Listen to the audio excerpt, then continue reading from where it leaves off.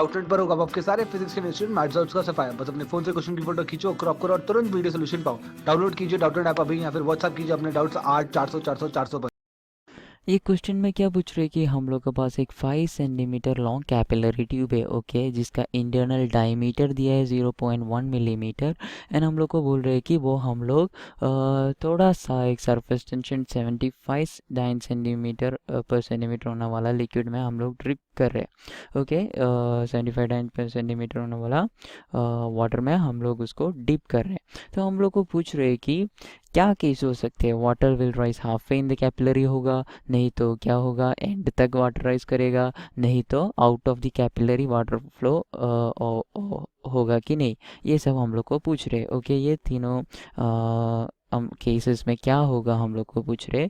तो उसके लिए हम लोग पहले कितना लेवल तक पानी राइज कर सकते हैं ये देखते हैं। हम लोग को पता है h is equal to 2 into t into cos theta divided by r into rho into g.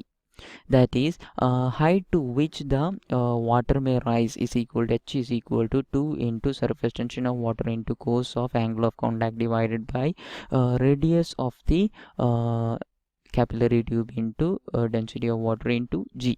Okay, ये है height to which the water में राइज, ये हम लोग को इक्वेशन पता है। अभी हम लोग को ये सब देखते हैं। टी हम लोग को दिया गया, आर हम लोग को दिया गया है, रो हम लोग को दिया गया है, जी हम लोग को दिया गया है। एंगल ऑफ कॉन्टैक्ट हम लोग ज़ीरो कंसीडर करते हैं। Therefore h is equal to 2t divided by r into rho into g, okay, which will give, ये हम लोग जब वैल्यू पुट करते हैं it is equal to 2 into dyne में ही हम लोग कैलकुलेट करेंगे। It is equal to t का वैल्यू क्या है for water, surface tension of water is equal to 75 dyne per centimeter divided by our internal radius is equal to 0.005 into rho is equal to, हम लोग CGS unit में लिख रहे हैं तो 1 होगा, G का वैल्यू होगा 980। ये जब हम लोग कैलकुलेट करते हैं तो हम लोग को मिलते हैं कि 30.58 सेंटीमीटर। इधर हम लोग को पता है कि हम लोग को क्वेश्चन में दिया गया length of the capillary tube क्या है, 5 सेंटीमीटर है।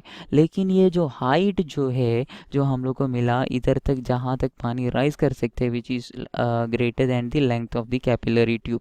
इसका मतलब ये नहीं है कि पानी ओवरफ्लो हो जाएगा, क्योंकि क्या होगा कि हम लोग को बोल सकते हैं टॉप तक पानी राइज होगा। उसके बाद क्या होता है कि जो एक मेनिस्कस फॉर्म होगा ऊपर जाके, ये जो वाटर लेवल है ये ऊपर तक राइज करेगा, टॉप तक राइज करेगा, दैट इज़ 5 सेंटीमीटर राइज होगा। ये 5 सेंटीमीटर राइज होने के बाद क्या होता है कि 5 सेंटीमीटर राइज होने के बाद क्या होता है, इसका मेनिस्कस ऐसे एडजस्ट होगा। कैसे कैसे एडजस्ट होगा, कैसे एडजस्ट होगा हम लोग देखते हैं।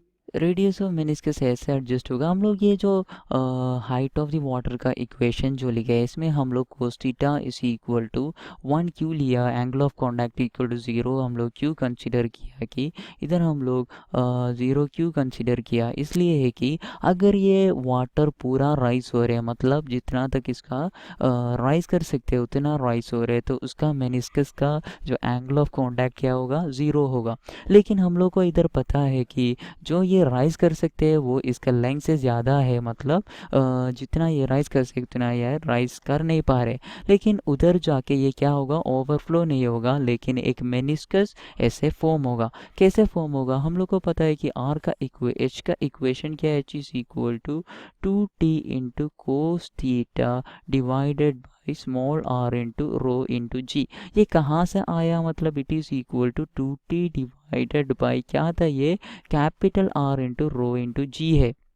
This capital R is the radius of the meniscus, okay, radius of the meniscus है कैपिटल R, ओके। तो हम लोग को पता है कि T एक कांस्टेंट है एक लिक्विड के लिए, and density is also constant, D is constant, therefore देखो हम लोग को ये बोल सकता है कि ये जो है ये जो इक्वेशन में that is h is equal to 2t divided by r rho g equation में जो है h इंटू आर हम लोग कर रहे हैं तो वो h into r is equal to एक कांस्टेंट रहेगा। दैट इज हम लोग अगर हाइट का चेंज हो रहे h dash into r dash will be is equal to h into r h1 r1 इज इक्वल टू h2 r2 भी हम लोग को बोल सकते हैं। ये सब टू टी आर रो ये सब सॉरी रो जी ये सब कांस्टेंट है, इसलिए h इंटू आर एक कांस्टेंट होगा, h1 r1 इज इक्वल टू h2 r2 होगा। ये हम लोग को पता है। अभी हम लोग आगे जाके ये जो कंडीशन में that is h greater than l वाला कंडीशन में हम लोग देखते हैं r डैश का क्या सीन होगा। r dash is equal to h into r divided by h dash है, ये हम लोग को पता है h into r divided by h dash. तो फर्स्ट कंडीशन में h क्या था, h इज इक्वल टू 30.58 था, इंटू आर क्या था, आर हम लोग फाइंड करेंगे आराम से, divide by h dash. Okay r का वैल्यू क्या था, आर हम लोग को पता है कि r is equal to nothing but r is equal to small r divide by cos theta. Okay ये हम लोग को पता है। तो फर्स्ट आर क्या था, स्मॉल आर क्या था, रेडियस ऑफ दी क्या था, radius of the capillary tube है 0.005 डिवाइडेड बाय फर्स्ट कंडीशन में एंगल ऑफ कॉन्टैक्ट क्या होगा, 0 होगा, क्योंकि वो ज़ीरो फुल राइज कर रहे हैं मतलब उसको अभी रेडियस ऑफ मेनिस्कस एडजस्ट करने का कोई ज़रूरत नहीं है। Therefore cos 0 is equal to 1 होगा। देयरफॉर हम लोग को फर्स्ट केस में ये जो केस में आर का वैल्यू है ये हम लोग को मिलेगा, इट इज़ इक्वल टू 0.005। ये हम लोग वो इक्वेशन में पुट करते हैं। Therefore r dash is equal to 30.58 into 0.005 centimetre divided by second case में कितना हाइट तक हम लोग रेस कर रहे हैं, इसका लेंथ जो है जो कैपिलरी ट्यूब का उसका लेंथ तक की वो राइज कर सकते हैं। It is equal to 30.58 into 0.005 divided by length is equal to हम लोग को बोला गया है कि 5 सेंटीमीटर है। ये जब हम लोग कैलकुलेट करेगा तब हम लोग को मिलेगा radius of the meniscus when the water is rising up to its full length that it can rise is equal to 0.0306 centimetre.